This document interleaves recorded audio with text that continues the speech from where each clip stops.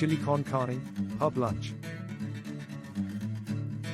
Ingredients: 2 teaspoons of olive oil, 125 grams of rindless bacon, chopped, 750 grams of lean minced beef, 2 medium brown onions, finely chopped, 2 medium red capsicums, chopped,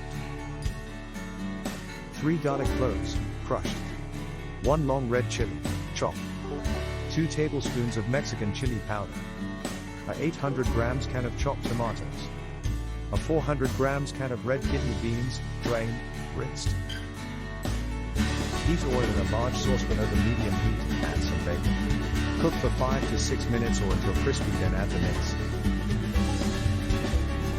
Stirring with a wooden spoon to break up the mince for 15 minutes or until browned.